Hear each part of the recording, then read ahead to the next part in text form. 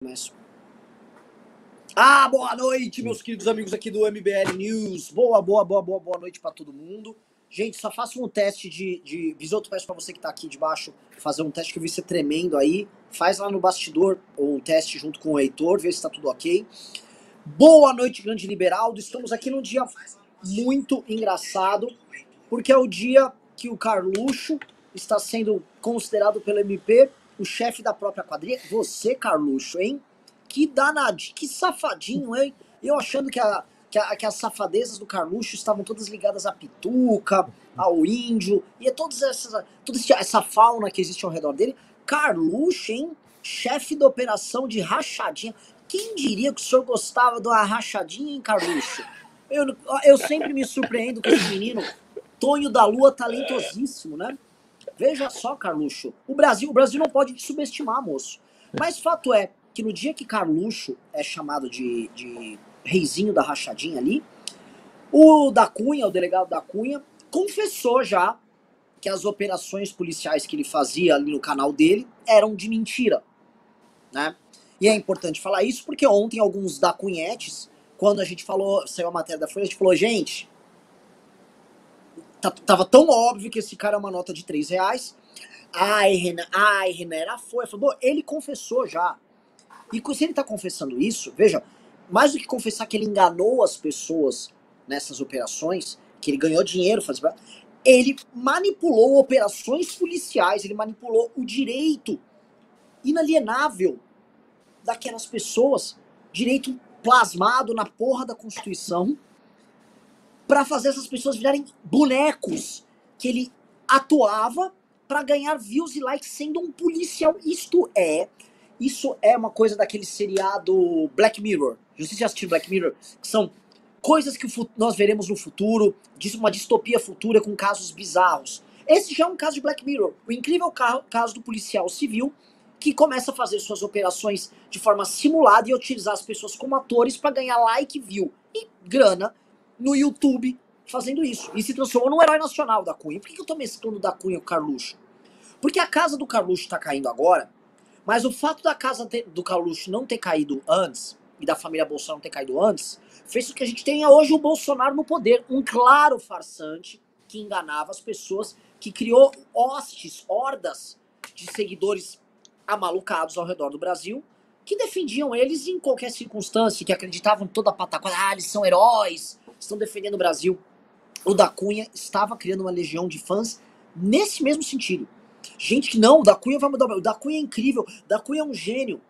A gente até, o Kim foi no da Cunha, lá no podcast dele, conversou, parecia um cara bacana e tal, até enganava. Um dia eu fui ver, eu já tinha elogiado ele, falei, parecia um cara, né, ele não é um policial radical. Aí comecei a ver as opiniões políticas, aí começa a ver o somebody love, esse sou candidato, foi pro MDB, tem coisa. O Dória está... Dória tá te perseguindo. Aí quando ele virou Bolsonaro, o que acontece, pessoal? O paralelo que a gente faz aqui do da Cunha com a família Bolsonaro, que eu acho que é importante, eu vejo cada vez mais a sociedade civil no Brasil ficando mais esperta pro surgimento de charlatães. Isso é uma notícia boa, tá? A sociedade desenvolveu anticorpos, ela tem uma espécie de uma vacina. Vacina não, hein? Cuidado com essa porra. Ela já tá começando a ter anticorpos, percebe? Ó esse da Cunha aqui, plau, pega. Porque se o da Cunha tivesse surgido lá pelos idos de 14, 15 ou 16, é capaz de ninguém ter dado conta, ninguém ter dado bola, ele virava um monstro gigante, era eleito, aí tava lá no Congresso Nacional e aí as pessoas só iam acordar pra ele quando ele já virasse deputado, né? Fico muito feliz que as pessoas estão vendo isso acontecer agora. E fico muito feliz em ver que pelo menos o Ministério Público do Rio de Janeiro tá pegando Carluxo e isso vai ter grandes implicações que eu volto a falar. O tal do acordo que o Temer fez, que muita gente divulgou e eu não acredito que haja esse acordo, mas um acordo, o Temer fez um acordo, ele não tá funcionando aqui e ali. A gente vê assim, o Senado andou com uma coisinha aqui, o precatório pode andar ali e tal, mas são coisas ainda pontuais que não justificam uma salvação ampla, geral e restrita para a família Bolsonaro. E não havendo essa salvação para geral restrita, e não afetando o Ministério Público do Rio de Janeiro, a Justiça de lá, o Alexandre de Moraes continuando com as operações, mantendo figuras bizarras como Zé Trovão, com mandado de prisão expedido contra eles, a vida do Bolsonaro continua o mesmo inferno de sempre, e o cerco sobre o seu filho mais frágil, que é o Carluxo, e eu digo isso porque ele é mais frágil, ele é juridicamente tão exposto quanto o Jair Renan, ou seja, ele não tem foro privilegiado, mas ela é emocionalmente mais frágil, e ele já tinha um escândalo de rachadinha rodando, fora o envolvimento dele na quadrilha virtual que a família Bolsonaro tocava, e ele era um dos principais operadores, que também está na mão do Alexandre de Moraes. Então o Carluxo, ele tá amarrado em várias pontas ali. Então pegar o Carluxo, que também é o filho que faz chantagem emocional com o pai, é o filho que pressiona o pai o tempo todo, é o filho que exige uma atenção especial, é um filho que fazia charminho e bico pro papai, ao vivo e roubava as senhas do presidente da República de rede social. Ninguém vai mais usar a rede social do meu papai, tá? Este cara, ele é uma bomba relógio, porque se vem uma ordem de prisão contra o Carluxo, né, imagine as coisas, a loucura que vai ser. Ele vai tentar, talvez, receber gente à bala. Conheço pessoas que já viam o Carluxo no período da campanha. Talvez, acho que até o Liberaldo conheça algumas pessoas que conheciam ali também. Narravam que ele andava armado no meio lá entre pessoas normais na campanha, igual um louco, um menino acelerado. E nem é menino, o Carluxo é mais velho que eu. Então, o que nós temos? A coisa começar a chegar no Carluxo, eu acho que é extremamente grave. O nosso grande liberal conhece um pouco mais sobre o jurídico ali do Rio, o universo jurídico do Rio, do universo do judiciário carioca, e aí ele vai poer falar com a gente sobre isso. Eu acho que é legal a gente abrir hoje, eu passando a bola já pro liberal, pra gente entender qual o status, qual é o status do problema do Carluxo, e se o Carluxo está com alarme vermelho, amarelo, aquele Defcon laranja, lembra aqueles Defcons que tem nos Estados Unidos? Qual é o status atual do drama carluxístico, tá? Se há realmente algo a temer, você acha que ele já pode estar com medo, ou se vão cozinhar o galo, ou se vão cozinhar a pituca dele em fogo lento. Liberaldo, a bola é tua. Grande Renan, boa noite, pessoal. Primeiro pedir, pessoal, like, vamos dar dedo no like aí pra gente trazer o pessoal para assistir, que o debate hoje está muito bom. Vamos lá, Carluxo no Rio. Como é que funciona o judiciário carioca? Eu acho que isso, em geral, é uma regra para o judiciário de todo o Brasil, mas no Rio isso funciona assim muito claramente. A operação que existe de apoio ao Bolsonaro, quando o Bolsonaro assume o poder, o Bolsonaro sempre foi um nada. Ele nunca teve expressão ali no judiciário, ele nunca foi visto como uma figura relevante ali da política fluminense. Era aquela pessoa que estava sempre ali, eleita e reeleita, e elegia os filhos, o Carluxo e o Flávio lá no Rio, depois o Eduardo em São Paulo, mas era sempre com aquele mesmo voto. Ali os militares, o Rio tem uma quantidade imensa de militares, sobretudo aposentados, e ele meio que representava aquela voz ali de uma certa revolta, um certo extremismo, mas falava para aquele público. Então ele nunca teve trânsito, tanto é que a gente lembra o encontro dele com Paulo Marinho se deu num contexto onde ele estava achando que não poderia ser candidato a presidente, isso em 2017, porque a ação da Maria do Rosário contra ele estava no Supremo, e ele não tinha nenhuma articulação para se livrar daquilo. E aí ele foi pedir socorro para o Paulo, que indicou um advogado que o ajudou. Então, quando ele assume a presidência, a massa do judiciário carioca passa a enxergar nele a figura que tem na mão as indicações para o STJ e para o Supremo, que estavam ali já planejadas. E aí começa uma puxação de saco, tanto é que a discussão sobre o foro privilegiado do Flávio, que foi o primeiro escândalo que aconteceu antes do Jair assumir a presidência, aquilo foi de uma grosseria que foi, deixa eu ver se eu me lembro, mas o voto decisivo foi de um desembargador que estava enrolado em alguma coisa. Ele tinha sido denunciado porque foi sócio de uma corretora de seguros, de um cara que foi no rolo, assim, o cara estava enrolado, e aí ele conseguiu meio que se safar, e aí ele dá um voto a favor do Flávio, quer dizer, tudo na base da troca de favor. E aí tem aquelas figuras que se acham que vão pleitear as vagas nos tribunais superiores, que são decididas pelo presidente da República. E aí começa uma onda de puxação de saco total, geral. Assim, era impossível qualquer coisa andar contra a família Bolsonaro. Mas o tempo passa. O tempo passa e o Bolsonaro continua sendo uma figura que trabalha muito mal o ambiente do judiciário. Tanto é que a gente viu aquele momento histórico extremo dele dizer que esculhambar o ministro Alexandre de Moraes no 7 de setembro, dizer que não cumpriria ordens determinadas por ele, que é assim, de um absurdo total. E qual é o problema com isso? Ele não construiu essa relação. Ele tem lá o Cássio Nunes, que foi uma figura que ele conheceu agora, recente. Começou a ir ali, estava fazendo campanha para ir para o STJ, e por falta de nome, ele acabou indo para o Supremo ali na vaga do Celso de Mello. Mas o Bolsonaro agora ele já está indo para o último ano de governo, ele já fez as 2 indicações do Supremo e as pessoas estão identificando que ele não será reeleito. Então, o estoque de favor que ele teria para fazer, de carinho e de gesto que ele teria para fazer com o judiciário, lembrando que é o seguinte, quando você indica um nome para um tribunal desse, que sai lá do TJ do Rio, por exemplo, a gente... Essa figura que é elevada ao Tribunal Superior, tem um grupo ali, tem uma série de pessoas que trabalham por essa nomeação. Então, ele vai, mas ele representa um conjunto de pessoas, né? Geralmente, ele tem o apoio do presidente do TJ, do corregedor, da turma, enfim. Então, isso tudo acabou.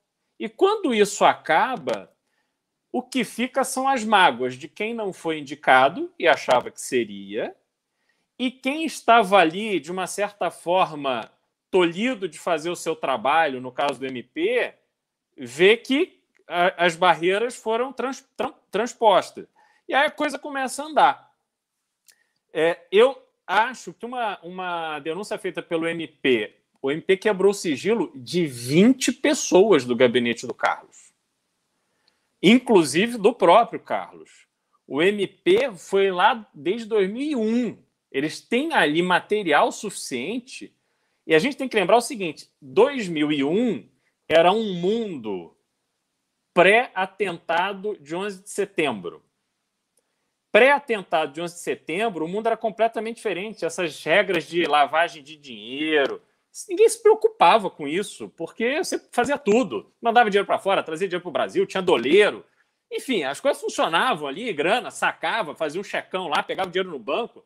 Os bancos deixavam você fazer qualquer coisa, ninguém estava ligando muito para isso. Só a partir dos atentados de 11 de setembro, o mundo começa a mudar. Os Estados Unidos começa lá com o seu ato antiterrorista, começa a ir em cima da grana dos terroristas e, com isso, bloqueia todas as possibilidades, ao longo do tempo, naturalmente, de você fazer aquelas operações financeiras escabrosas que os bancos entubavam, né? Tanto é que isso ficou tão restrito que nasce o Bitcoin, né? Foi a primeira moeda virtual que ninguém entendia direito, mas qual era a demanda que o Bitcoin veio suprir?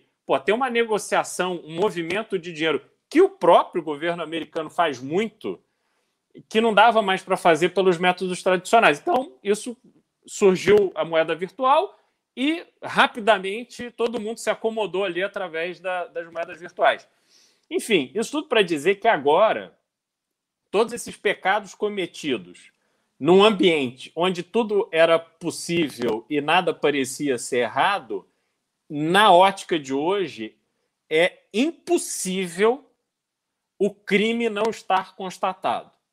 E à medida que o crime está ali constatado, naqueles documentos, naquelas quebras de sigilo, em todos os saques, todas as operações de compra de imóvel com grana, o Carlos é vereador desde os 17 anos de idade. Ele foi eleito com 17, tomou posse com 18.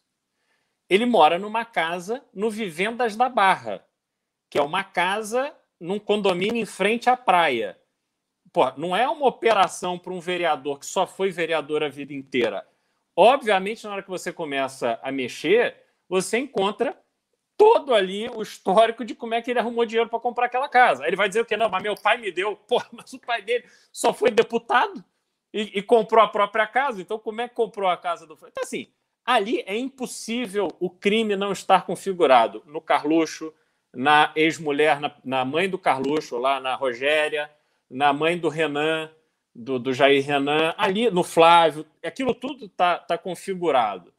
E outra coisa, o caso do Carluxo, como o Flávio está nessa discussão de foro, que é um absurdo, porque aqueles crimes da rachadinha foram cometidos quando ele era deputado estadual. Então, não tem dúvida quanto a isso. Esse é um assunto que já foi plenamente discutido e que aí vão criando ali, encontrando pelo em ovo para tentar justificar uma mudança de foro que, no fim, eu acredito que não vai haver. E ele vai ser julgado e grande chance do Flávio também rodar e não terminar esse mandato.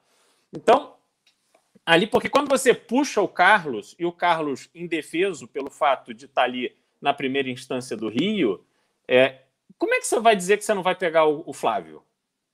Né? O Jair, tudo bem, porque o Jair é presidente da República. Aí ele realmente não pode ser investigado agora, ele será investigado depois. Mas o Flávio não. O Flávio vai ser pego. Na sequência do Carluxo, vão pegar o Flávio. Então, eu acredito que as moedas de troca do Jair Messias para salvar o Carluxo, hoje, elas têm um valor muitíssimo baixo. E passa a valer mais a pena alguém fazer um gesto para o Lula, que está aparecendo aí em primeiro lugar nas pesquisas, para o cara já ficar com crédito para ele aí pleitear a vaga dele no STJ ou no Supremo para o Lula, não mais para o Jair, que não vai indicar. Entendeu? E aí, neste quadro, a chance do Carluxo rodar, na minha visão, é enorme. Enorme. Não vai ser amanhã, mas assim, muito em breve isso pode acontecer. Entendeu? Por razões muito distintas, a gente precisa lembrar, quer dizer, os casos não se equivalem, mas o Jairinho, que cometeu aquela atrocidade, esse cara, vereador, foi preso, foi em cana e foi cassado, assim, em 30 dias, entendeu?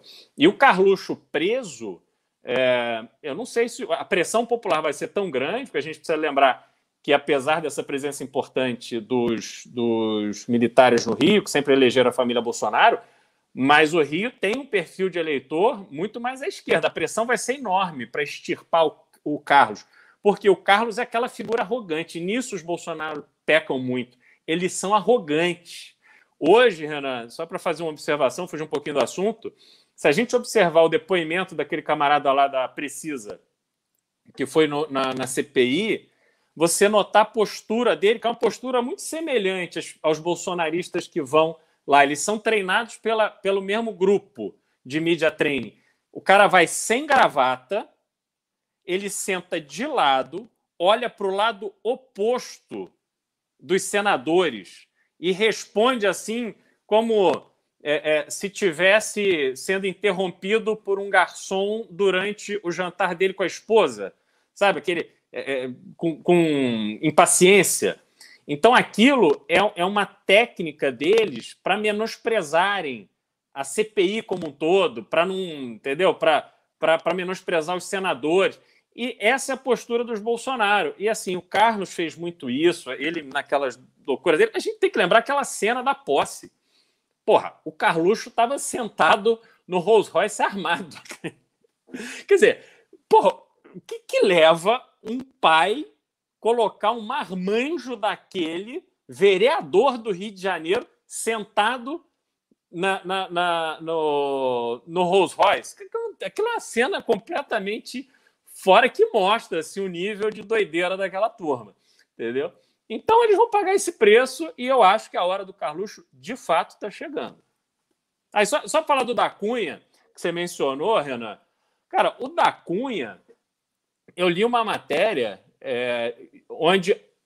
que retratava lá um depoimento, a vítima do sequestro, dizendo que o sequestro foi ali, o cativeiro foi descoberto pelo da Cunha e a equipe dele. Os caras pegaram todo mundo, depois deixaram a vítima lá com um bandido para eles fazerem a entrada de novo gravando. Quer dizer, os caras dão flagrante e depois larga a vítima com o bandido só para poder gravar. Isso é de uma loucura. Esse cara fez um juramento para virar delegado. Assim, é a pior espécie espécie de policial que pode haver, cara. Esse cara não respeita ninguém. Ele é tão enlouquecido e tão focado nele mesmo. Você vê, o cara se filiou ao MDB e estava fazendo live anteontem, dizendo que ia ser governador. Pô, você acha que o MDB vai dar legenda para esse malandro ser vereador? Porra, o prefeito é do MDB na chapa do Bruno Covas. Então, assim, é um completo idiota que ele vai vendendo essas coisas para um público desinformado e que vai endeusando um completo farsante, um irresponsável, um maluco. Entendeu? Esse cara também tem que encana.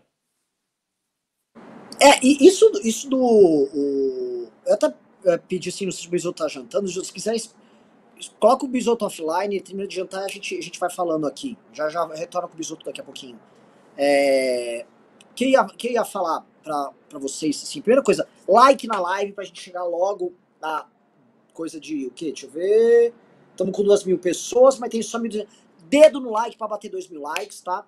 E queremos Pix, suporte@mbl.org.br. Mande suas perguntas pelo Pix, que hoje eu vou leiloar livro nosso novamente, tá? Hoje vai ter leilão de livro. Isso do da Cunha me lembra o outro tema que a gente vai ter que discutir, que foi o Senado ter acolhido aquela emenda que proíbe policiais e membros do Ministério Público, policiais, membros do Ministério Público, juízes, de participarem de eleições, né? E todo mundo vem falando, isso aqui é uma lei anti-Moro e tal, e eu não duvido que eles só despertaram para este problema por causa da questão do Moro. Isso é um problema gravíssimo no Rio. Não só no Rio, né? O Paraná, por exemplo, elegeu o Faur, que é um completo acelerado. É um cara que ninguém sabe o que esse cara tá fazendo hoje como deputado federal. O Faur é um idiota que vive de ficar assim, basicamente a plataforma dele eleitoral é ficar postando vídeo de pessoas sendo mortas por policiais e vagabundo, esse vai pro inferno, tal. E é isso, né? Só que o Faur, ele ainda é um cara que tá ultrapassado. Porque vieram os policiais, a Kátia Sastre ganhou aqui em São Paulo. Basicamente ela deu um tiro, ela fez uma operação correta, sim. Ela matou um policial, um bandido e tal. Mas qual é a plataforma dela? Nenhuma. Simplesmente o PR veio, viu, o Tiririca não vai ter tanto voto, vamos fazer o seguinte, botar o Tiririca e a Kátia Sastre. Aí lançou o Tiririca e a Kátia Sastre para deputados federais para ser puxador daquela galera com aquele perfil do PR, hoje PL. Outros lugares, assim, o bolsonarismo elegeu uma série de policiais e tal, só que é muito claro que existe um estímulo para que pessoas que tenham um poder de gerar, vamos dizer assim, danos à vida de outrem, façam disso um espetáculo, agora com as redes sociais, e ganhem eleições. Isso acontecia antes das redes sociais? Acontecia. Alguém vai lembrar do Protógenes, que depois foi concorrer para... Delegado Protógenes, depois foi concorrer para deputado federal com o slogan Proteja-nos, Protógenes. É um negócio horroroso. Ele perdeu, né? Perdeu, mas você vê que assim, a construção é toda, né? A construção é feita. Então, teve muita gente, e tem muita gente que opera nessa linha. O caso mais bizarro de todos, eu acho que esse caso da Cunha, a lei podia chamar Lei da Cunha. Porque é o seguinte, um cara, as pessoas estão entendendo, imagina uma pessoa que foi sequestrada, ela está num cativeiro, numa situação bizarra de angústia, sofrimento, familiares atrás e tal. Um outro que é um bandido, e só mesmo este bandido que é um sequestrador, deseja o que há de pior no mundo pra ele, mesmo este cara ele é detentor de direitos. Aí aparece um delegado e ele vê tudo isso não como ofício e aquelas pessoas não como pessoas que estão sofrendo drama e um bandido tem que ser pego e tal. Ele vê aquilo como uma cena pra ganhar like, maluco. Isso é coisa de psicopata. Isso é coisa de psicopata. Tipo, você que tá no cativeiro, volta aqui que agora eu vou estourar o cativeiro. Pelo amor de Deus! Se as pessoas não se tocarem que a escrotice disso, ela não... Assim, é uma das coisas mais sem paralelo. E a gente tá vendo coisas escrotas acontecerem no Brasil, né? Num nível extremo. O caso do Luciano Hang com a mãe dele, que a gente às vezes acaba naturalizando. E vamos naturalizar isso do da Cunha. Eu acho complicado, porque assim, existe um casuísmo nessa lei por conta do Moro e tal. Eles estão fazendo isso por causa da possível, hoje cada vez mais improvável, mas possível cantor do Moro. Mas eu não acho realmente que figuras que têm capacidade de foder a vida dos outros tenham, vamos dizer assim, que possam usar suas redes sociais para essas coisas. Inclusive, né, olha o grau, eu tô falando com o liberal daqui, né? Olha o grau de debate tosco do liberalismo brasileiro, Beraldo. Eu falei, olha, isso tem que ser pesadamente regulado. Ou seja, um agente do Estado que pode usar armas, ele tem um monopólio da arma, ele pode abordar pessoas na rua, tá? Esse agente do Estado, que tem um status completamente diferente dentro de uma sociedade, o uso de redes sociais dele em serviço, obviamente tem que ser regulado, porque é o Estado que atribui a ele essa capacidade de abordar outras pessoas e fazer operação. Então é óbvio que isso tem que ser regulado, porque isso é uma questão até de direitos humanos das vítimas, e defender o direito dos humanos das vítimas por conta de um assédio advindo do Estado é uma das coisas básicas que deram origem ao pensamento liberal, beleza? Uhum. Que eu defendi uma coisa extremamente liberal, a defesa do indivíduo contra de uma ação, um assédio com má intenção advindo do agente do Estado. Aí vai falar, Renan, você não é liberal. Renan quer regulação. Mas olha que mundo. Liberaldo, eu falei alguma besteira, passou mal você. Pô, Renan, é que o problema é que as pessoas que discutem liberalismo, fazem esse tipo de comentário, elas não conhecem a história do liberalismo. Elas não entendem o porquê nasceu o liberalismo e no que ele se baseia. Liberalismo é a definição de que o homem tem direitos e que, uma vez reunido em sociedade, esta sociedade convenciona que é preciso ter o agente que vai regular esta convivência, né? Então, começa com a ideia de que o ser humano ele não é essencialmente mau, ele é bom, mas que ele, dependendo da circunstância, ele pode transgredir as regras estabelecidas por aquela comunidade. Então, o governo, nos seus 3 poderes, na verdade, inicialmente eram 4 poderes, acho que o poder federativo, uma coisa assim, que estabeleciam essas regras. Mas é a mesma coisa, o motorista de ônibus pode usar celular no trabalho? Óbvio que não. Ele está levando um monte de gente, e mesmo que o ônibus esteja vazio, ele está dirigindo um veículo enorme com outros carros na rua. É óbvio que ele não pode levar o celular. Para mim, ele não deveria nem poder portar o celular no ônibus, né? Mas, enfim, ele obviamente não pode. Uma pessoa a quem é conferido pelo Estado uma arma, um distintivo, autoridade e poder para investigar e prender e impedir o cometimento de crimes. Mas quem julga aquilo que foi as pessoas foram presas ou o fruto daquela investigação, as provas colhidas, é a justiça. Assim, não é o da Cunha que vai filmar e vai expor aquela cena porque não lhe confere a ele. Ah, mas o cara estava ali com uma arma na mão e a pessoa estava morta. Tudo bem, a gente pode enxergar claramente que este cara é um bandido. Porém, existe a lei de processo penal e ela precisa ser cumprida. Se a gente não concordar com a lei, isso, não quero entrar nessa polêmica, mas foi um dos problemas da Lava Jato, a gente tem que lutar para que a lei seja modificada e não simplesmente atropelar a lei, porque senão acontece exatamente o que aconteceu com a Lava Jato.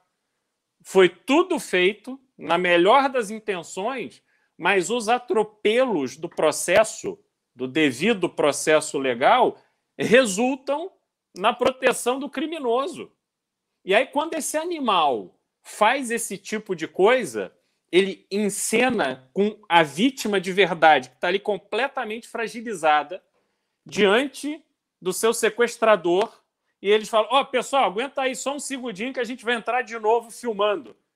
Porra, isso é de um absurdo, é uma tal violação do dever dele como um delegado e comandante de outros policiais.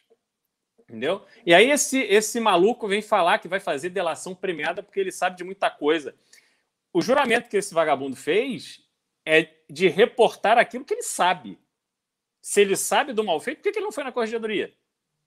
Porque ninguém presta, só ele que presta? Então, assim, entra num esquema que assim, é um absurdo completo. Agora, para a questão eleitoral da lei do Senado, você vê no Rio não são essas figuras decorativas que são risco. O problema no Rio é que os PMs, esses exército e tal, esse pessoal vem da milícia e eles passam a ter um poder político sendo eleitos deputados ou vereadores e tal, porque lá tem o envolvimento das forças policiais e militares com a contravenção no Rio vem de décadas, né? Começa lá no Jogo do Bicho. Você tem lá o Capitão Guimarães, que hoje é um dos mais graduados do Jogo do Bicho. O cara era do Exército. Você teve, na sua última eleição, inúmeros PMs que foram candidatos a vereador, candidatos a prefeito. E quando esse pessoal ganha, na verdade, eles levam ali não a lei e a ordem, né? A visão da lei e da ordem. Eles assumem um poder para poder estabelecer os seus negócios ali. Isso, para o Rio, é um problemaço, entendeu? Essa lei é extremamente importante para resolver esse tipo de coisa. E outra coisa, quer fazer política? Como é que eu, com interesse político, vou dar uma decisão num processo judicial contra alguém que pode ser meu concorrente? Ou alguém que eu posso... Pô, esse negócio do protótipo, você lembrou? Eu acho que foi ele que fez um flagrante, ele filmou um encontro, não me lembro de quem que era, se era o Najinarras, enfim, tinha lá umas figuras assim, Daniel Dantas, enfim. Ele usou a câmera da Globo para fazer a filmagem. Então, assim, essas coisas vão se confundindo e a gente vai normalizando esses absurdos e aí depois essas pessoas ascendem a uma posição política, cara. Isso é inaceitável, entendeu? Não dá para misturar essas coisas, porque a gente paga o preço, entendeu? Como sociedade, como um todo. Mas, enfim, voltando, Renan, a essência do liberalismo é a lei e a ordem serem respeitadas. E claramente não está sendo respeitado. Bisotão da massa, nosso grande Catarina. Bisoteira. Ouviu o que a gente estava falando? Renan, ouvi a maior parte, eu queria iniciar pedindo desculpa, eu não estou nas melhores condições. Eu vou ir de pé mesmo, Vitor, vou pedir desculpa porque eu não consigo acertar aqui na horizontal. Seria o ideal. Eu estou aqui no meio do mato, Renan, estou numa agenda governamental, abandonei tudo, inclusive brinquei com o Beraldo antes de iniciar, dizendo que eu talvez precise de outro emprego, que eu abandonei a agenda aqui, abandonei um monte de coisa para vir tentar participar do News. Mas o celular não ajuda, a conexão no interior não ajuda, enfim. Pedir desculpa para o pessoal, se eu não conseguir ter a melhor participação hoje, é problema técnico. Eu queria pedir a primeira coisa, falar para cortar a participação inicial do Beraldo e emoldurar. Porque aquilo ali é uma aula. As pessoas precisam aprender como é que a política funciona de verdade, como é que o judiciário do Brasil funciona, como é que a banda toca. Aquilo ali é uma aula. É uma aula que faria muito bem para todos os cidadãos entenderem como é que o Brasil funciona, como é que a vida funciona. E é exatamente o que o Beraldo falou. Agora, em 23 e 24, a trolha vai estourar. O Carluxo está super exposto, pode acontecer o mais rápido possível. O Flávio está entrando na reta. Hoje teve um evento na CPI que o Girão jogou do Flávio na reta e nem pensou. Tipo, ele pegou o Flávio e jogou aos leões. E todo mundo sabe que o Girão é dos senadores mais leais, mais fiéis ao governo. A situação do governo beira o desesperador. Eu lembro de ter falado alguns news atrás, Renan, que o pessoal acha que teve acordão, que o Temer resolveu tudo, que não sei o quê, que a manifestação do dia 12 flopou, e as pessoas ignoram que o problema com os imprevistos é que é difícil de prever. E a situação do governo só deteriora. Daqui a pouco não tem acordão que salve. Não tem acordão que salve. E está muito perto disso. E aí, nós vamos ver, vai acontecer um fenômeno que está muito perto de acontecer. A base bolsonarista vai até um ponto. Por mais fanática que seja, quando ficar claro que tem ladrão, que tem maracutaia, que tem problema, não tem o que segure. Não tem o que segure. Acaba o fanatismo. Acaba essa histeria. Já aconteceu antes, aconteceu com o PT. Todo mundo dizia que o PT taca fogo no país com as manifestações de impeachment 16. Eu estou esperando eles tacarem fogo até hoje. Eu estou esperando até hoje. Vai acontecer de novo. É proposta de golpe todo santo dia. Eu estou esperando o golpe. Não, eles não têm mais condições objetivas de darem o golpe. E a situação deles deteriora dia após dia. Agora, eu vou entrar nessa questão da deterioração agora, mas queria lembrar, porque o Bisotto comentou, olha, vai vir mais coisas, vir mais tretas do Bolsonaro. O Bolsonaro já não tem muito controle, acho que a abertura que o Beraldo fez foi muito legal nisso, porque mostra a questão de deterioração do poder de um presidente às vésperas de ser ex-presidente. Nos Estados Unidos existe uma tradição, todo presidente que, enfim, cumpriu os 2 anos de mandato dele, ou que não vai para uma reeleição, ele faz piadas e vídeos, não é principalmente piadas, mas o Bush fez e o Bill Clinton fez, isso eu me lembro, da própria perda de poder, né? O cara de chinelo em casa, na Casa Branca, assistindo TV, ligando para um ministro dele e ninguém atendendo mais. O Fernando Henrique também já fez brincadeira sobre isso, que é, vou dizer, como um prestes a ser ex-presidente começa a ficar solitário, como as pessoas não dão bola para ele. E o caso do Bolsonaro é, por ele ser tóxico, ele já não tinha construído uma rede de relacionamentos positiva, nem com a Câmara do Senado, Senado, nem com o presidente de partido, nem nada. Como as pesquisas mostram, pô, ontem saiu pesquisa dele com 23%. Gente, um presidente da República eleito, ele foi eleito, bem eleito. A votação do Bolsonaro foi muito expressiva em 2018. E ele me tem 23%. Se por um lado nos deixa assustado que ainda existem 23%, foi uma bosta de um presidente, por outro, gente, se a gente só mostrasse o número para um analista e não contasse a história toda, ele ia considerar isso um desastre.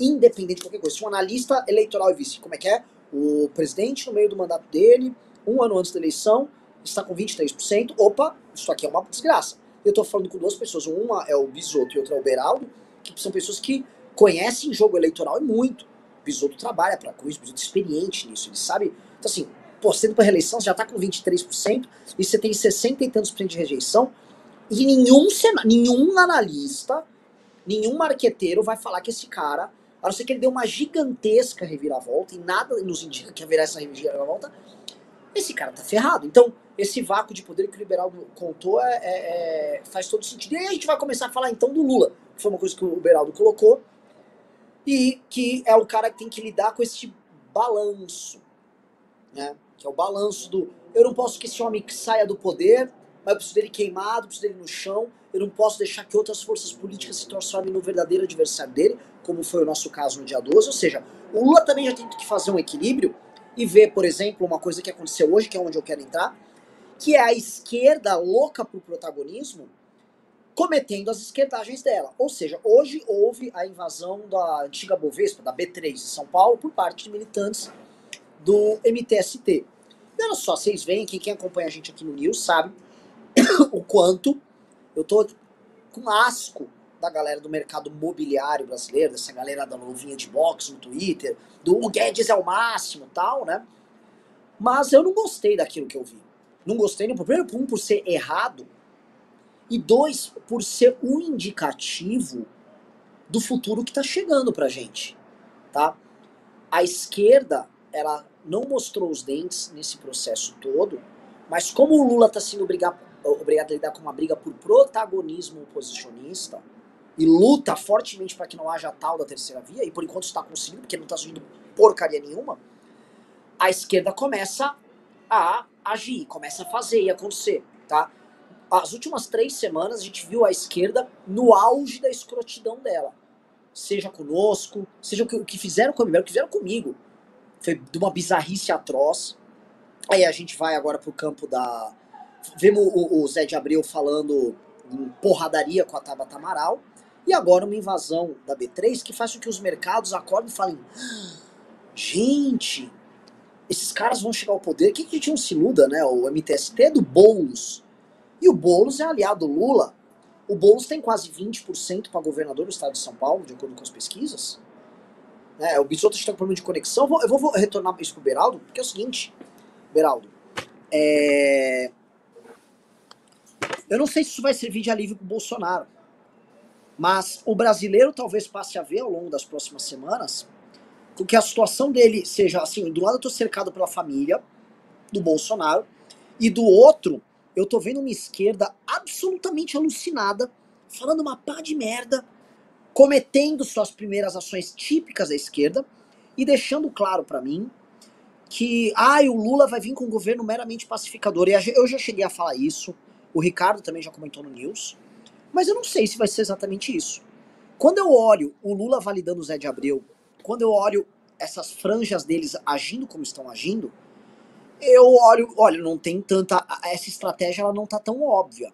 Porque, Beraldo, o Lula, eu sei que o Lula teve com o André Esteves do BTG, eu sei que o Lula teve com inúmeros agentes de mercado, comenta-se que a presidente do Magazine Luiza, a Trajano, possa ser vice do Lula, ou seja, o grande capital no Brasil já tá engolindo. Mas quando vê um troço desse, esse grande capital começa a ficar...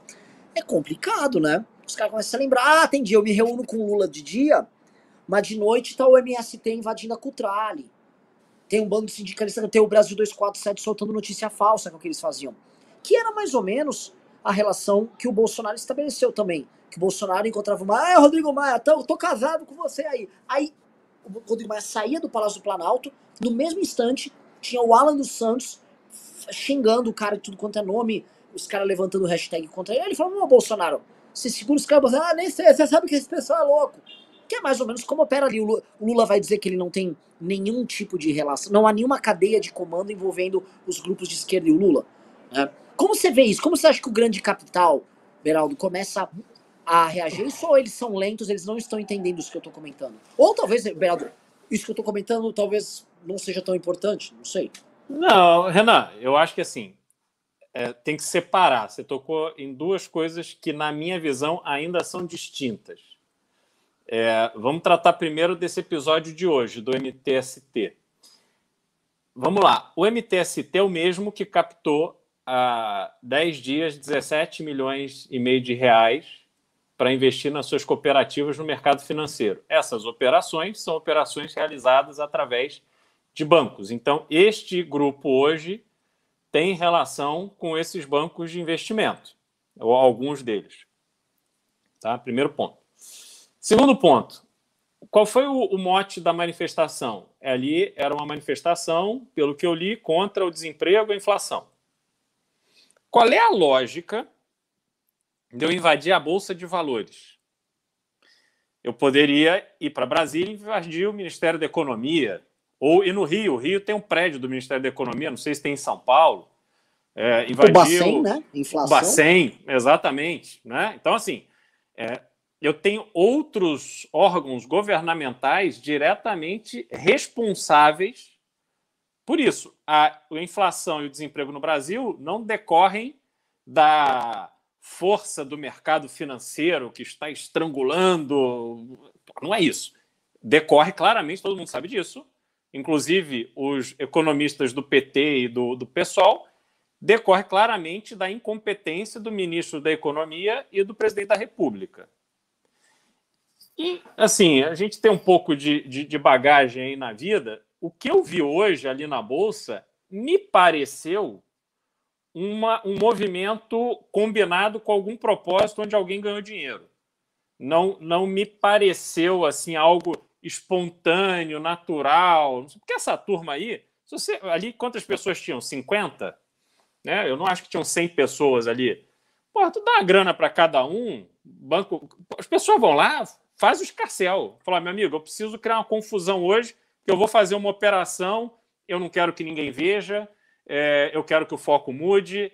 A Bolsa subiu em 0,5%. O que aconteceu? Eu invado a Bolsa e a Bolsa continua subindo. Tá bem esquisito isso. Entendeu? Então, assim, eu não acho que este movimento específico é um movimento que traduz pura e simplesmente uma tendência.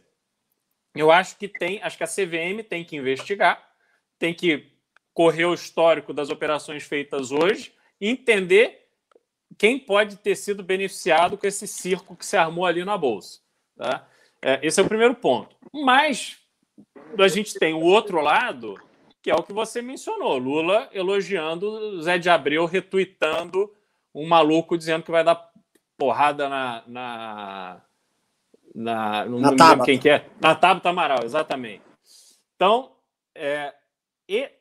obviamente, alguém que na idade do Lula, viúvo, o cara estava bebendo para burro ali. Ele tinha um problema de alcoolismo ali.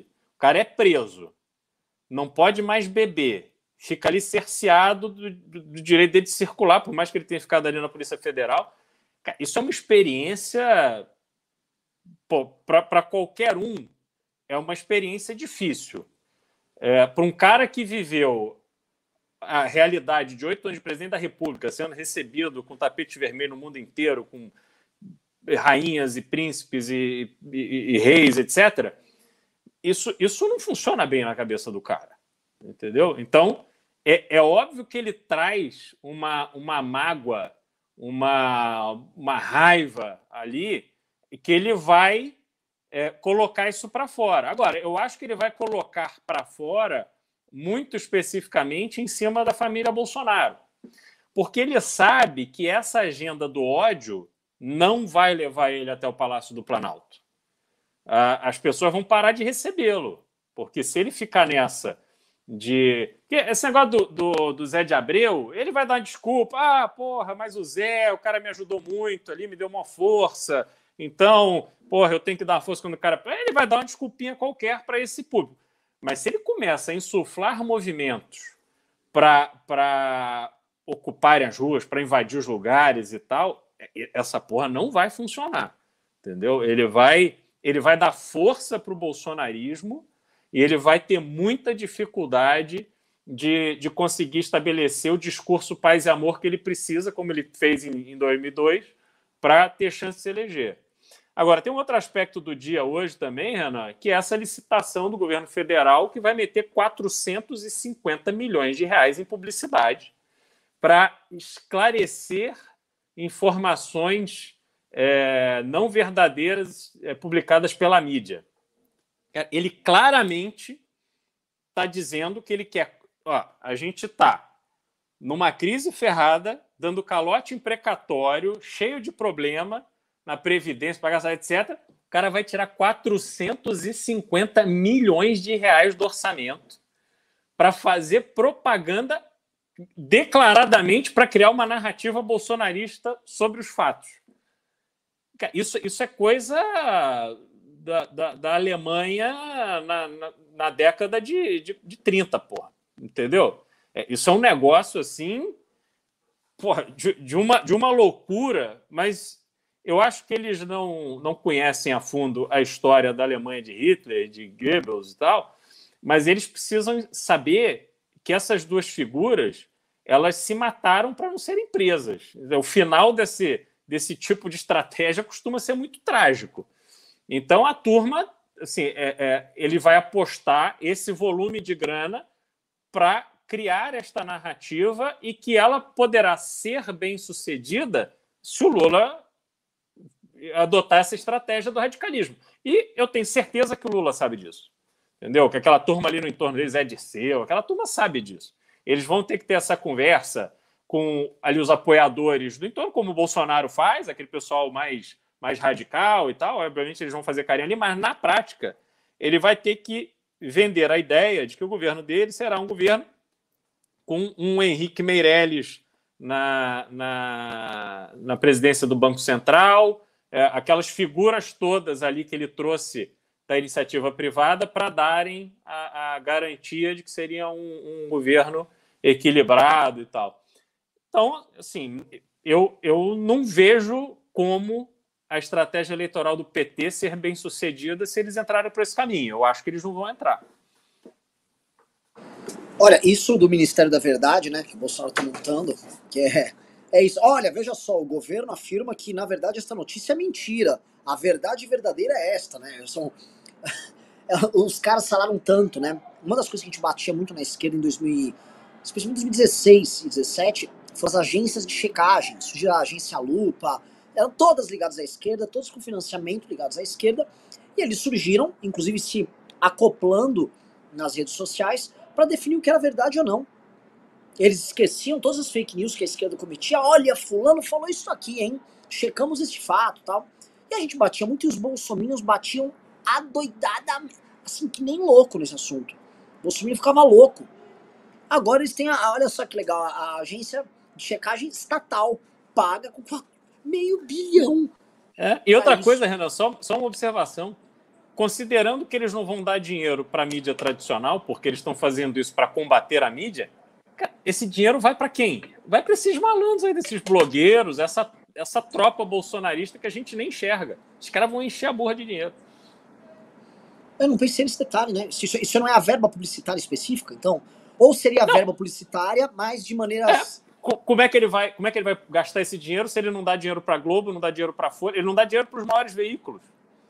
Entendeu? Então, como é que ele vai gastar 450 milhões de reais? Vai ser nesse esquema que ele está fazendo, só que isso vai ser grana pra cacete, entendeu? A internet vai ficar... Porra. Uma coisa que talvez explique, por exemplo, a situação da Jovem Pan, deve ser a quantidade de dinheiro que esses caras estão recebendo, tá?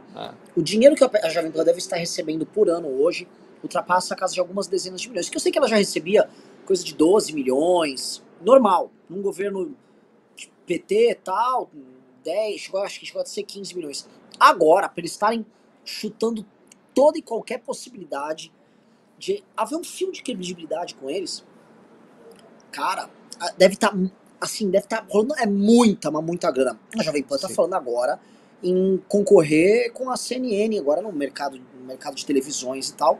Pra eles darem esse salto, não é faturando no YouTube ali. Não é. Assim, a grana pra quem é aliado, a grana acho que tá comendo solto e vai continuar comendo solta. E é assustador. Porque outra coisa que eu acho que é interessante, né? Até entrando nesse assunto, a gente tá fazendo agora entrando em temas diversos, é que como a construção narrativa nessa questão, especialmente agora da pandemia, ela foi feita usando esses sites e redes de televisão parceiros. No caso, por exemplo, da Jovem Pan, agora, bem nesse caso agora da vacinação para adolescentes, o Fiuza e a Ana Paula do Vôlei estão há semanas falando que as vacinas não funcionam e levantando casos, cherry picking, assim, escolhe um caso aqui e ali, de supostos casos de pessoas que tiveram problemas por causa da vacina, e aí querem acabar com essa questão da vacinação para o Bolsonaro retomar o discurso anti-vacina dele. E aí o Bolsonaro cita, a coisa é tão doida que o Bolsonaro cita, eu vi aí a Ana Paula do Vôlei avisou, né, que tá fazendo mal, vamos parar com isso aí. E o cara me cita, só o presidente da República, baseado na argumentação, a sólida argumentação de Ana Paula do Vôlei, ele decide suspender a vacinação com adolescente. É muito louco, só que existe um método, né? Não é completamente aleatória a forma como esses caras trabalham. E eu acho que o que a CPI... Ontem a gente teve o senador Alessandro Vieira aqui, uma coisa que a CPI pega há uma estruturação do método. Por exemplo, houve o método de postergar a compra das vacinas para que os grupos de lobistas ligados a eles pudessem operar paralelamente com empresas menores, inclusive. Né? Então, você vai pegando, existe uma série de procedimentos que envolvem a loucura junto com a picaretagem. E aí, o que será que esses caras estão jogando hoje nisso? Então, é muito louco. E aí, voltando pro começo da live, que situação frágil tá o Bolsonaro. Que situação de merda tá. Merece, né? Mas eu vou pedir aqui pra galera que tá assistindo, por favor, olha só. Mandem as perguntas pro Pix, vocês só mandaram R$60 de Pix, cara. Feio. R$60 é vexatório. E estamos com um belo programa de análise boa hoje. Vamos fazer leilão hoje do livro nosso, Como um Grupo de Resultados Derrubou a Presidente, tá? E o leilão é o seguinte, leilão mínimo de R$100, tá? Então manda lá o lance de R$100, manda no Pix, suporte@mbl.org.br, já mande sua pergunta junto e eu vou pedir. Teve 2 leilões, um de camiseta e um de livro. Eu passei pra Jennifer lá o nome da galera, eu não sei se a Jennifer tocou isso, porque eu mandei pro Zap e não vi. Quem ganhou os 2 últimos leilões, por favor, mandem e-mail também para suporte@mbl.org.br. Fala, eu ganhei o leão tal, e eu me manda o teu endereço pra gente já encaminhar a camiseta e os livros pra quem ganhou, tá bom? Então, isso anotado. E aí já vamos participar da concorrência desse aqui, porque aí a gente faz o terço final do programa aqui, respondendo perguntas e tal. Liberado, aproveitar aqui esse gancho aqui que a gente pedir pra galera mandar Pix, fazer perguntas e tal. Vou entrar num aspecto eleitoral aqui de São Paulo, tá? A gente falou de MTST e tal. Saiu uma pesquisa de opinião aqui e a situação do Bolsonaro em São Paulo mostra que ele tem apenas 16% de aprovação. A situação dele já está assim, bem calamitosa. E São Paulo, por ser uma cidade muito conectada, São Paulo e Brasília têm essas características, né? Antigamente Curitiba tinha muito. Elas acabam ditando certas tendências que as outras capitais, elas com o tempo, elas absorvem. Né?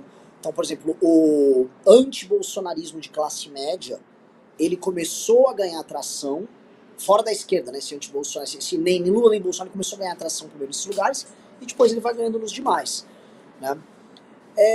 Como você vê a criação desse campo da direita independente, desse nem Lula nem Bolsonaro, porque a gente vê muita gente, por exemplo, você foi dirigente partidário, a gente tá vendo o Dória tentando construir candidatura, outras figuras tentando construir candidatura, mas ninguém ganhou tração e as últimas pesquisas mostram isso. Ao mesmo tempo existe o público. Como isso vai acontecer? Porque a galera aqui que tá assistindo aqui tem que ter esperança também, galera. A gente só tá falando merda do governo, todo mundo, quero ver o Bolsonaro se fuder, e é legítimo, tem que se fuder mesmo. Tem que se fuder, acabou, porra. Mas, Beraldo, as pessoas querem votar em alguém, ou querem ao menos que a alternativa que eu vote, mesmo que seja com o nariz fechado, né, no estampado, seja uma alternativa minimamente competitiva, e as pesquisas não mostraram isso. Como você tá vendo essa parada? Não, eu acho que a grande responsabilidade desse quadro, e assim, é urgente que esse nome se consolide para o bem ou para o mal, né? Não dá para cravar na situação que a gente está hoje, nem o nome que vai ser vencedor. Não tem esse salvador da pátria, e sinceramente, é até bom que não tenha, porque o Brasil não precisa de salvador da pátria. O Brasil precisa de presidente que, primeiro, respeite a presidência da República e entenda o seu papel, que seja trabalhador, que acorde cedo e durma tarde, e que traga gente efetivamente qualificada para o governo, mas que tenha liderança. O problema do Bolsonaro é que o Bolsonaro levou para o governo figuras que, a princípio, têm qualidades, mas ele não quer nem saber. Ele simplesmente larga a pessoa ali e a pessoa vai se virando, porque ele não tem paciência, ele não tem conhecimento, preparo, interesse em saber pegar todas as informações de cada ministério e, na cabeça dele, montar o funcionamento do governo. Então, o governo funciona de forma aleatória, né? É o Guedes batendo cabeça porque não consegue avançar nada, por incompetência própria e porque não consegue se articular no Congresso. É o Tarcísio dando banho de asfalto nas estradas e saindo como herói. É a Damares falando... a Damares, se eu não me engano, ela era secretária do Magno Malta, assessora do Magno Malta. Só parênteses da Damares, né? A Damares que falou que ia me investigar por um vídeo meu de 2018. Débil mental. Total. A Damares, eu conheci ela no gabinete do Magno Malta. A Damares era uma idiota, era uma senhorinha doidinha. Bom, mas não mudou muito, né? Ela continua. Sim. Mas que assim, essa mulher é ministra, né? Exato. Tem reuniões ministeriais, saiu um vídeo agora do Guedes, mas tendo que debater com ela. Tá certo que é papo de louco, né? Você botar um cachorro meu pra discutir com um gato, vai ficar a mesma coisa, mas...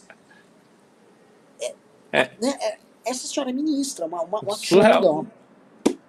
Desculpa. Surreal. Não, e outra coisa, o pessoal bate palma pro Ponte, Marcos Ponte, lá cara, esse cara, eu sempre achei, muito antes dele ser ministro, desde que o evento aconteceu, esse malandro, ele viveu a vida dele dentro das Forças Armadas Brasileiras na Aeronáutica. Ele foi representante do Brasil no projeto com a NASA, que custou grana do governo brasileiro. Esse malandro fez a missão espacial. Quando esse malandro voltou, esse cara pede exoneração e vai viver de dar palestra. Quer dizer, esse vagabundo que a gente investiu nele, preparou esse cara para ir ter a experiência com a NASA, fazer a missão especial, voltar, trazer conhecimento, tecnologia para a Força Aérea, para a Aeronáutica Brasileira, esse cara simplesmente vai embora. Quer dizer, já mostra, assim, uma inocência, um amadorismo da aeronáutica, porque você não pode investir tanto em alguém, que é o que as empresas fazem. Olha, eu vou pagar o teu MBA, mas tu vai assinar um contrato que tu tem que ficar aqui comigo 5 anos, senão você vai ter que me reembolsar, entendeu? E não, esse cara pôde ir embora, e aí ele virou palestrante, marca de colchão, de travesseiro, de não sei o quê. Isso eu ia falar. Ele foi ganhar dinheiro vendendo travesseiro, travesseiro da NASA. Exatamente. Entendeu? Então, esse cara é um vexame, é uma vergonha e ninguém fala isso. Então, assim, aí o Bolsonaro diz, o Marcos foi o astronauta. Isso é um pilantra, isso que ele é, entendeu? Enfim, então, assim, mas cada um vai tocando a tua vida ali e o Bolsonaro fica com os filhos nessa porra desse gabinete do ódio, indo para casa às 4 da tarde bater papo no cercadinho. Então, assim, não funciona, cara. Não dá para ser assim. Então, o que a gente quer do próximo presidente, voltando ali para a tua pergunta, é alguém que leve a sério esse trabalho, porque isso é trabalho pra cacete, sobretudo pela dificuldade que o país se encontra. Né? Às vezes a gente dá esses voos de galinha, mas por que o voo é de galinha?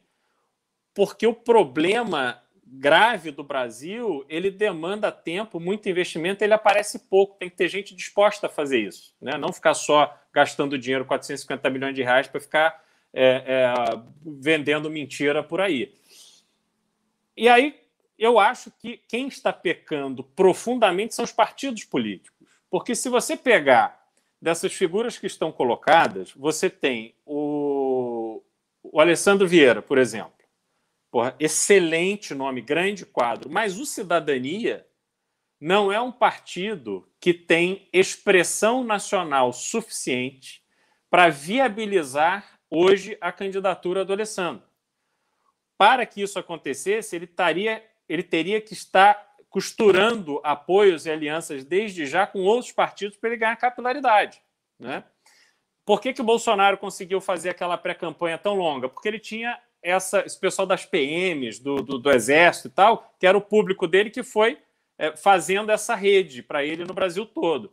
O Alessandro Vieira não tem isso. Aí você pega a Simone Tebet, do MDB. O MDB ele não tem um candidato a presidente viável há muito tempo.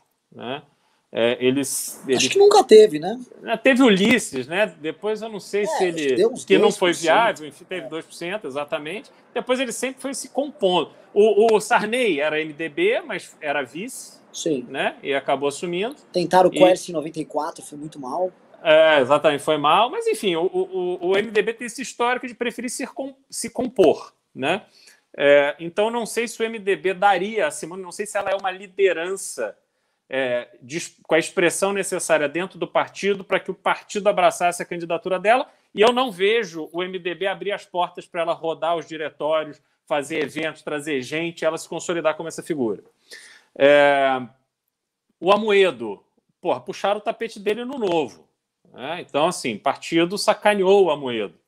E hoje até falaram de alguém, um cara... assim, de uma cretinice você lançar nomes aleatórios agora, dizer que vai ser candidato a presidente, mas enfim. Então, aí você tem... Quem que você tem melhor estruturado? É o PSDB, porque o PSDB... Aí o Mandetta, só antes do PSDB, o Mandetta no DEM. Mas o DEM, com esse negócio de fusão, o Mandetta também não é uma liderança nacional dentro do DEM e tal. Então... o DEM não está no momento de fazer essa campanha. Aí você tem o PSDB, partido estruturado no país inteiro, já enfrentou diversas campanhas presidenciais, e aí ele tem ali 4 nomes, ele resolve fazer as prévias. Porque o Aécio foi flagrado, foi gravado, operando grana com o Joesley Batista. Cara, tá gravado, é a vozinha dele. Não dá para você levar a sério o Aécio como uma força política, porque esse cara destrói a reputação de qualquer partido, de qualquer pessoa que esteja próximo dele. Aí este malandro vai lá e toca a flauta pro Eduardo Leite, que se encanta com a ideia de que ele, que é ex-prefeito de Pelotas, que tem 340 mil habitantes, se torna governador do estado numa eleição atípica. As eleições do Rio Grande do Sul são esquisitas, mas, enfim, 2018 foi extremamente atípica a eleição. Ele vira governador do estado. E aí ele ouve aquela música do Aécio, se encanta e resolve que, no auge dos seus 36 anos, ele está destinado a ser o próximo presidente do Brasil. Com toda a... Assim, cara, com a pandemia, o Rio Grande do Sul não fez nada. O que eu ouço de reclamação a respeito dele no Rio Grande do Sul, é bastante. O Bisotto gosta muito dele, fala que ele é um cara fora da curva, mas não basta você ser um gênio, né? Paulo Guedes é PhD em economia na Universidade de Chicago, puta escola liberal, etc. Não, os cara é um energúmeno como um ser da política. Então, uma coisa não necessariamente leva a outra. Acho até que ele tem um futuro na política, ele pode trilhar o caminho dele para chegar à presidência, mas, porra, não vai ser ano que vem. É óbvio que não vai ser. E aí você tem o Dória, e aí, sem paixões, por favor, mas só olhando estritamente os fatos. O cara tem 63 anos de idade, tem um histórico empresarial de sucesso, ganhou a eleição para prefeito da capital, ganhou a eleição de governador do maior estado do Brasil, está puxando o PIB brasileiro, porque de fato São Paulo está puxando o PIB brasileiro, o cara tem 20 e poucos bilhões em caixa para investir até o ano que vem. Então, porra, obviamente, ele tem uma perspectiva de realizações, de geração de emprego, de movimentação da economia e tal. É natural, para ganhar ou para perder, é óbvio que o candidato mais com a melhor história para contar é o Dória. E o PSDB cria um processo de pré de 6 meses, onde vai todo mundo se bicando. Ainda coloca o Tasso Gereissati e o Arthur Vigie para ficar todo mundo ali se bicando, se desgastando, sabendo que as prévias, quem ganhar as prévias, seja o Dória, seja o Eduardo Leite, não terá unidade do partido. Porra, o Aécio não vai fazer campanha para o Dória se ele ganhar. Ao contrário, ele vai fazer campanha contra o Dória, o bolsonarista Aécio Neves, e vai torcer para ele perder a eleição se ele for o candidato. Então, assim, essa unidade não vai existir, mas o partido perde a oportunidade de cravar um nome. Pro bem ou pro mal, meu irmão, é esse, pragmatismo. Precisamos ter um nome. E aí fica todo esse universo de pessoas que não querem nem Lula nem Bolsonaro, órfãos, angustiadas, olhando com tristeza para o futuro do Brasil, porque não estão vendo um caminho. E esses partidos, porra, completamente imbecis, não conseguem enxergar que é o dever deles. Quem conseguir se organizar primeiro vai levar vantagem, cara. Mas não, aí fica todo mundo aí divagando e tal, não sei o quê. Porra, eles estão sem a sensibilidade. Eu não sei o que está acontecendo, cara. Mas existe uma carência absurda para que esse nome surja. E, como você falou, pode ser algum nome que a gente vai votar de nariz tapado. Tudo bem, mas, cara, crave o nome. Até porque quando um cravar, os outros que não vão conseguir se viabilizar vão baixar a bola, porra. Entendeu? E é assim, cara. Então, assim, porra, eu acho que a gente está perdendo um tempo precioso por uma incompetência, uma falta de pragmatismo dos partidos políticos. E comentar sobre isso também, Beraldo, que assim, a falta de leitura é grotesca. Assim, eu fui conversar com um dirigente partidário, né, que falou, não, a gente até ia se posicionar mais duro contra o Bolsonaro, partido que pretende lançar candidato, tá, à presidência. Mas mesmo isso fica complicado, né, que vocês tinham que ter botado mais gente na rua, dia 12, né, que aí eu movimentava, falei, ô meu querido, você se define como oposição ao Bolsonaro, e você diz, olha, eu tô esperando vocês aí na rua fazer alguma coisa pra eu virar oposição. Que coisa mais... O Brasil é uma insanidade. É aquela coisa do poste mijar no cachorro, né? O partido de oposição precisa que as pessoas que elegeram eles como representante façam oposição pra ele e ter coragem de ser oposição. Senão ele vai avisar, não, nem vale a pena, tá? Eu vou pegar uma emenda do governo e vou ficar aqui. Isso aí... Cara, isso é... O Brasil é um nojo. E é o fato de a gente ter agora uma geração de pessoas muito desmobilizada, tá? Uma geração de pessoas que tá caindo na incredulidade, tá caindo na falta de fé de que as coisas vão melhorar. E eu acho, assim, os próximos capítulos serão muito ruins, porque apagão, agravamento da crise econômica, agravamento da crise política, sem vontade nessas pessoas de uma melhor, as pessoas simplesmente vão cair ou numa apatia, ou algumas numa revolta absurda. Eu lembro que quando a gente citou a candidatura do Danilo Gentili, muita gente falou que era chacota, mas uma coisa a gente falou também, olha, muita gente vai votar por revolta contra o sistema. E vai pintar, gente, é inevitável, vai pintar algum candidato chacota nessa eleição, igual foi o Enéas em 94. Muita gente vai votar em candidatos bizarros, simplesmente por revolta. Porque eu falo assim, não, eu votei. As pessoas não votaram no Bolsonaro como chacota, e isso precisa ser entendido. As pessoas votaram com esperança no Bolsonaro. Quando elas veem que tem o Lula, o Bolsonaro, e aí esse monte de expert político, esse monte de caçabe, eu sou um gênio, né? Aí tá ele, realmente é um gênio em ganhar pra ele ali. Mas Caralho, política, cara, é a mais nobre das artes. Política, você tá representando a esperança das pessoas e você tem que fazer esse xadrez, você tem que juntar, você tem que compor, você tem que conversar, mas com um objetivo claro. E aí você tem que liderar nesse objetivo, você tem que, pá, o tesão. E as pessoas vão ver exemplo em você e falar, pô, tá aqui, ó, esse líder político, esse presidente de partido, esse cara me representa, ele tá apontando um caminho. E esses caras não querem isso. E isso é a coisa mais triste. O fato desses caras que estão nessa posição pra isso e que ganham pra caralho pra isso, se negarem a ter um papel de líder e de representar as pessoas, faz com que a crença na política nunca seja verdadeira. A gente lembra que nos regimes parlamentaristas na Europa, os presidentes dos partidos, em geral, via de regra, acabam se tornando os candidatos a primeiro-ministro.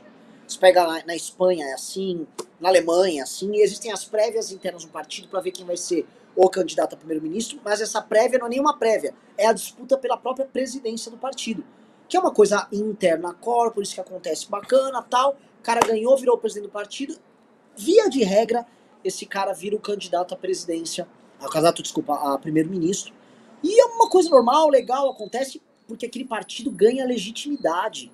Naquele partido, pô, ó, eu ganhei a presidência do partido com tal objetivo e pretendo ser o primeiro-ministro. Aqui não tem. Aqui, novamente, os caras estão preocupados em, assim, eu preciso ganhar algo. Deixa eu raspar o tacho aqui do Bolsonaro, aqui mais um pouquinho, deixa eu rasquelar aqui um pouquinho pra ganhar algum aqui no final. Não dá. E aí fica a gente aqui, cumprindo uma parte importante desse papel, sem ter a representação política condizente com o papel que a gente cumpre, que é bizarro, porque também, via de regra, o papel que a gente cumpre, nós devemos ser lideranças partidárias. O MBL, se fosse uma representação, um partido, o MBL não faria na próxima eleição menos de 30 deputados federais. Fosse ele um partido, representando esse setor da sociedade civil brasileira, conversando, organizando essas coisas, não faria menos de 30. O Novo, que era pra ser isso, e que, puta que pariu, foi alvo de infiltração bolsonarista, ele se nega a cumprir esse papel, e simplesmente, eu acho assim, se o Novo continuar do jeito que tá, e eu acho que vai embora o gado do Novo, o Novo faz 5, 6, 7 deputados federais. E o Novo tá simplesmente morrendo porque quando vê o Amoedo entendendo que esse é o papel que tem que ser cumprido, aí o partido sabota. O Amoedo tá querendo ser esse cara. E aí sabota. O PSDB se descreveu o caso. Nós estamos fodidos também. Né? Eu tenho que trazer umas esperanças, mas às vezes não tem que trazer esperança não, cara. Às vezes é fazer o diagnóstico e lamentar o diagnóstico, porque a gente vai ter que, enfim, né? A pior coisa é o auto-engano. Tem que lamentar mesmo.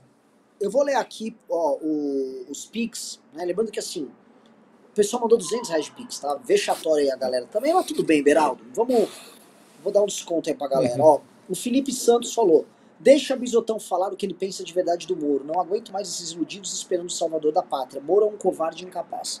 A questão não é isso. A questão, assim, eu já tive muitas críticas, já faço críticas à Lava Jato, faço críticas ao Moro. Tem gente irracional que vem no chat e só fica...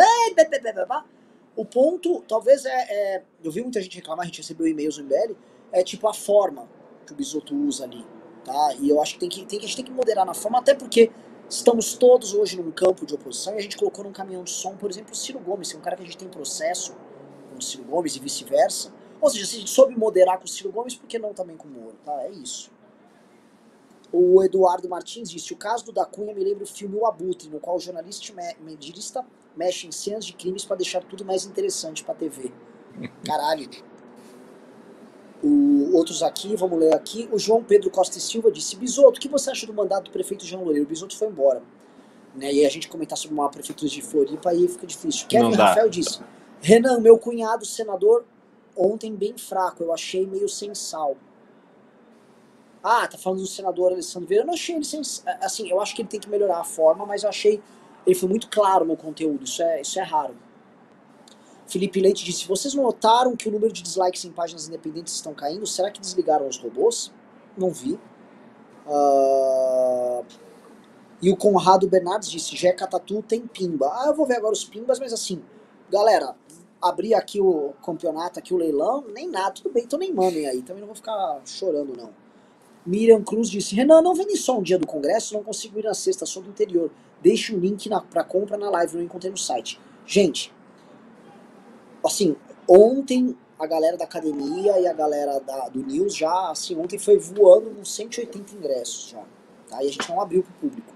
Dá para comprar só para um dia sim, é só sei lá no site 7mbl.org.br/congresso, lá você consegue.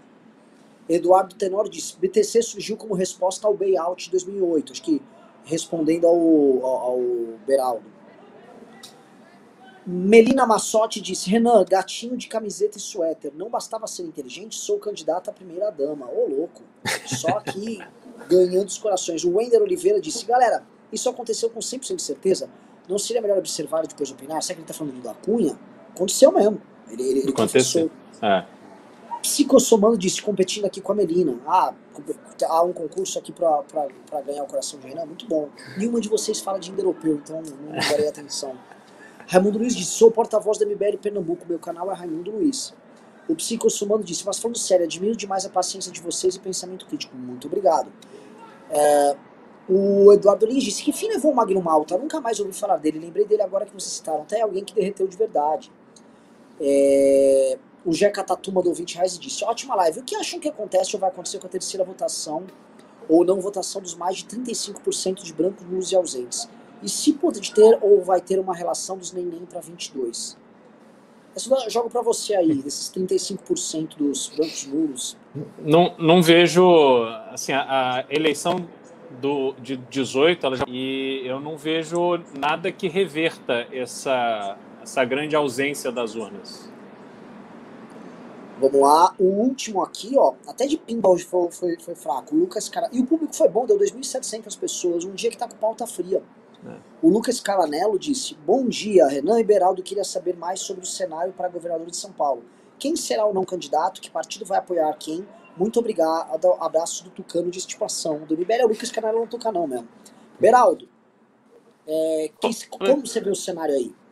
Eu tô vendo Alckmin com muita dificuldade de montar a chapa, reunir apoios, porque os partidos que naturalmente apoiariam o Alckmin, que seria, né, o PL, o PSD, o PP, essa tropa toda, ou está com o governo atual, que é com o Rodrigo Garcia, que vai ser o candidato do PSDB, ou vai se ligar ao bolsonarismo, talvez, né? Então eu vejo o Alckmin não sendo candidato. Acho que o Boulos vai insistir para ser candidato, o que para o pessoal vai ser péssimo, porque sem o Freixo no Rio, o pessoal vai ter dificuldade de bater a cláusula de barreira. Então ele vai argumentar de que, né, ele sendo candidato ao governo, ele vai reforçar a chapa de federal, enfim, mas no fundo, se ele fosse o puxador de voto da chapa de federal, ele seria muito mais útil ao pessoal. E eu acho, bom, pelo histórico, vai ser difícil o PT se compor a apoiar o Boulos e aceitar não ter protagonismo na eleição de São Paulo. Então talvez tenha o Haddad junto, o Haddad que vai começar a viajar com o Lula agora, pelo interior do estado.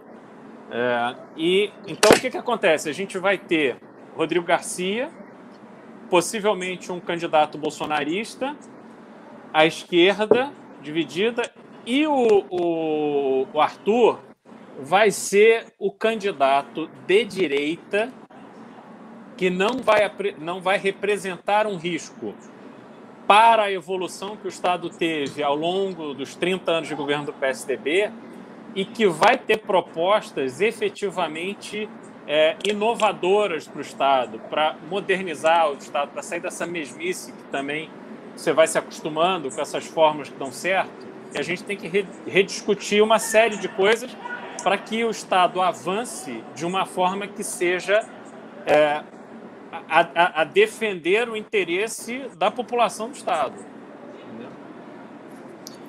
Eu acho, Beraldo, eu vou comentar aqui, o cenário para mim é Rodrigo Garcia favorito, com 30 a 50 bilhões para gastar em obras, que assim, é óbvio, o Alckmin, os prefeitos, né? O Alckmin é um grande articulador, lógico, com cofre ele era.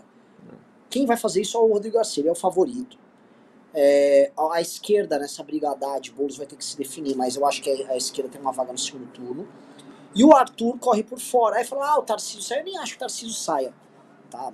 Até porque o Tarcísio sairia por onde? Estão falando do Bolsonaro pelo PRTB. O Tarcísio sairia sem tempo de TV nenhum, definindo um governo morto que está queimado em São Paulo. Mais fácil o Tarcísio fazer o que ele sabe fazer muito bem, que é se compor com o próprio governo, né? Tarcísio teve com o PT, com o Temer e agora tá com o Bolsonaro. Mas só se ele voltar pro PT, coisa que ele está muito em casa. O Tarcísio gosta muito do PT. O Tarcísio se dava muito bem com o PT lá no governo da Dilma, PAC, Valdemar da Costa Neto jogando junto. O Tarcísio é dessa turma. Às vezes as pessoas esquecem, o Tarcísio é o herói patriota. E nesse cenário que eu vejo aí, que é o teu também que você vê, o Arthur, numa pesquisa neste cenário, não teria menos do que 7% de start, 7, 8. Quando testam esse cenário, tá isso. Agora eu vou contar um negócio, eu nem te contei ao vivo, tá? Notícia boa. O presidente de um partido esteve comigo hoje com o Arthur, e na pesquisa espontânea que eles montaram para deputado federal, o Kim e o Eduardo Bolsonaro aparecem empatados em primeiro. Porra, que maravilha, mano. Uau, incrível. Muito louco, gostei, assim, fiquei extremamente surpreso, assim. Então, não surpreso, assim, eu sei que o Kim, eu acho que o Kim, o cara vai ter uma votação bizarra. Só que, às vezes, a gente fica falando, sei lá, a gente acredita nisso, sabe? Às vezes você duvida da própria análise.